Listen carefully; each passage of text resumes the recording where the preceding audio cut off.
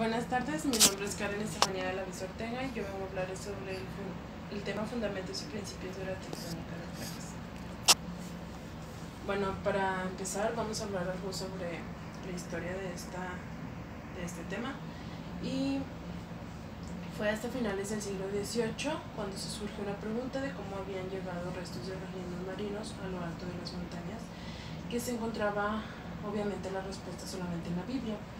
Y la respuesta era que debido al diluvio universal, el nivel de las aguas creció hasta cubrir todas las montañas, y cuando las aguas se retiraron, se quedaron allí todos los restos.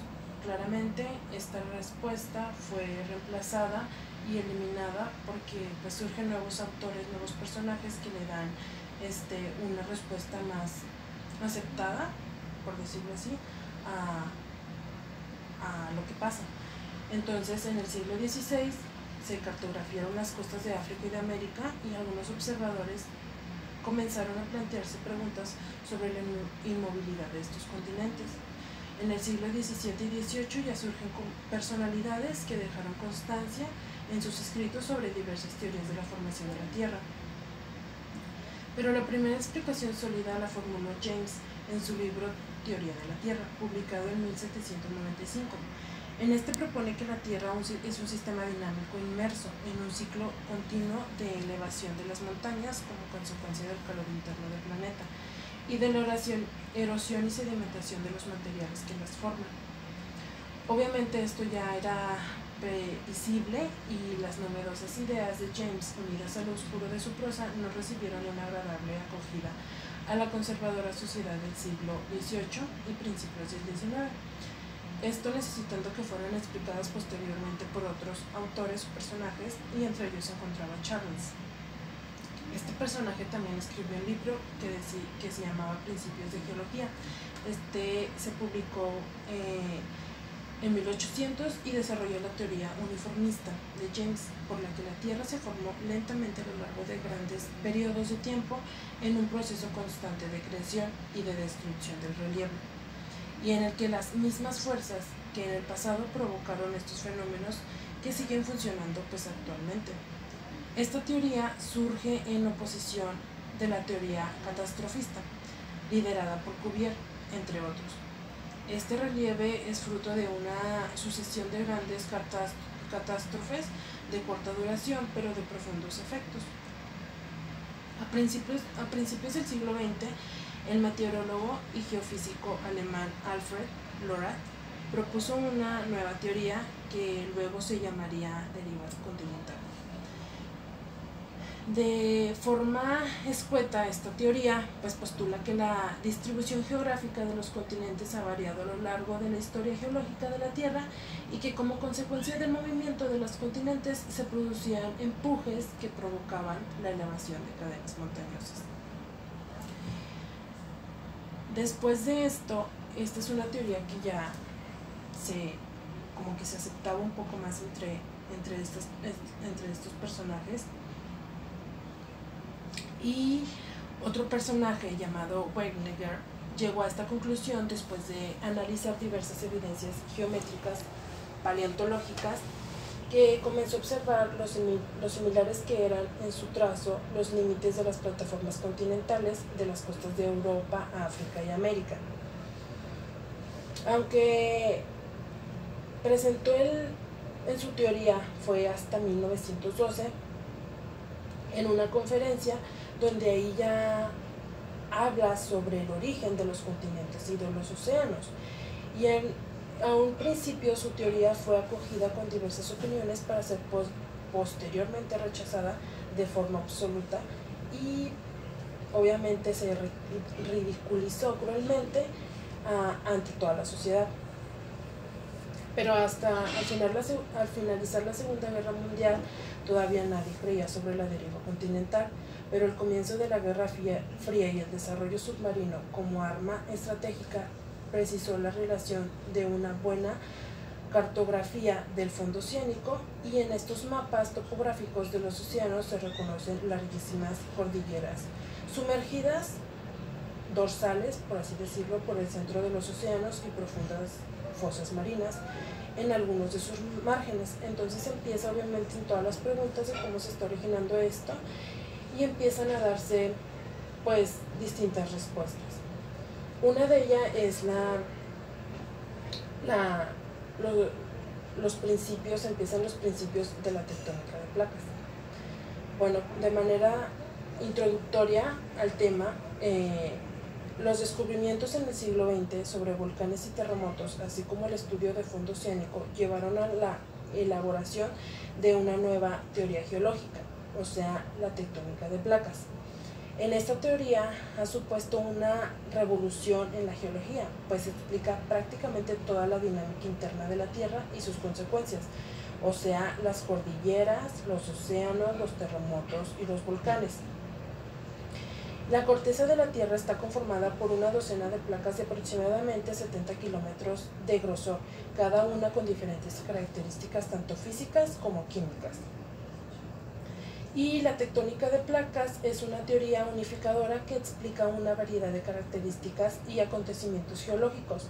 Esta se basa en un sencillo modelo de la Tierra que expone que la rígida litosfera se encuentra fragmentada, formando un mosaico de numerosas piezas de diversos tamaños y movimiento, llamadas placas, que encajan entre sí y varían en grosor según su composición, ya sea corteza oceánica, corteza continental o mixta, de la cual lo vamos a hablar más adelante.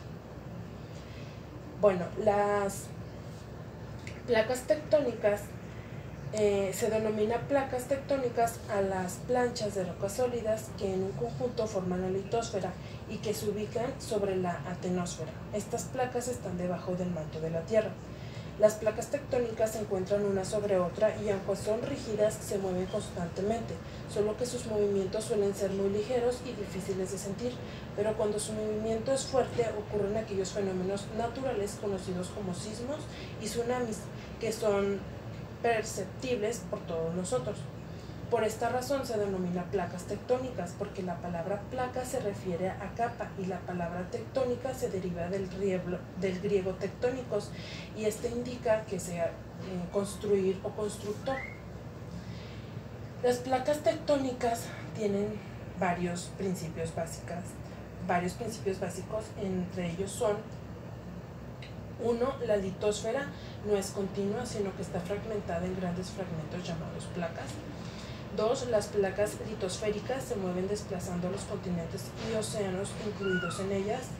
3. En los bordes de las placas chocan, o sea, se separan o rozan entre sí, originando actividad tectónica. Estos son los terremotos, los volcanes y las islas. Y en las dorsales emerge lava del interior de la Tierra. Al solidificarse forma la litosfera oceánica y las placas crecen en extensión. En las fosas se distribuye la litosfera oceánica, compensando la creada en las dorsales. Ahora seguimos con las diferentes tipos de placas, como ya lo mencionamos al principio. Según el tipo de corteza que contienen, se clasifican en oceánicas, continentales y mixtas. Las continentales son las que contienen solo la corteza continental, o sea, solo algunas placas pequeñas. Las placas oceánicas son las más densas y extensas, por tanto ocupan mayor parte del territorio planetario. Estas placas son las siguientes: placa de África, placa del Pacífico, la sudamericana, la norteamericana y la antártica.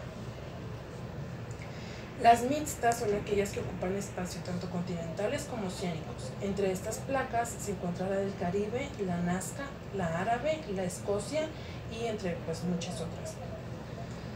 En el borde de las placas se dice que las placas son rígidas porque al moverse interaccionan entre sí sin deformarse mayormente, excepto en sus bordes, donde las deformaciones son importantes. O sea, las placas divergen cuando se separan y convergen cuando se juntan, o se deslizan lateralmente unas sobre otras, dando como resultado sobre sus límites o bordes la mayor parte de la actividad volcánica y sísmica de la Tierra, así como el origen de sistemas montañosos. Bueno, entonces una placa comienza a desplazarse sobre o bajo de la otra, originando lentos cambios en la topografía. Pero si el desplazamiento es dificultado, comienza a acumularse una energía de tensión que en algún momento se tiene que liberar. Existen tres movimientos Uno de ellos es el movimiento divergente. Esto quiere decir que las placas se van a mover separándose una de la otra. El movimiento convergente, una placa se va a hundir, por así decirlo, y otra placa solapa a la otra. Y el movimiento deslizante es cuando estas placas se mueven en forma paralela. En las zonas en que las placas ejercen esta fuerza entre ellas se denomina fallas, y son desde luego los puntos en los que más probabilidad se originan los fenómenos sísmicos. Solo el 10% de los terremotos ocurren alejados de los límites de estas placas. Pero bueno, surge una pregunta. ¿Cómo influye el movimiento de las placas continentales en el hecho evolutivo? La hipótesis de Hallam fue en 1972 ampliamente seguida por los paleontólogos en ese momento. Es la siguiente: cuando una masa de tierra se rompe y separa, el resultado es el aislamiento genético, y por ello es la divergencia morfológica, y que haya climas diferentes en ambos lugares. Esto da lugar a una presión selectiva diferente. Hallam reduce a 4 procesos, que son divergencia, convergencia, complementariedad y bivarianza. Simpson es otro personaje que evalúa que antes de la unión de las dos Américas, quizás 29 familias de mamíferos vivían al sur y 27 familias muy diferentes vivían al norte. Pero después de la unión de los continentes tenían 22 familias en común, casi todas invasoras del norte, y que se extinguieron las faunas totalmente de Sudamérica. En esta parte hablamos sobre los límites o bordes de placas que definen 3 estructuras fundamentales: los dorsales, las fosas y las fallas transformantes. Los dorsales son llamados también bordes divergente y borde constructivos. Son hendiduras, o sea, rift, de la litosfera, donde se da fusión parcial del manto y emisión del magma. Al salir el magma se enfría y forma rocas que se llaman rocas basálticas, creando nueva litosfera. De ahí es el nombre, pues son zonas de gran vulcanismo y también de gran sismidad. Las fosas oceánicas son llamados zona de subducción y origen convergentes y destructivos.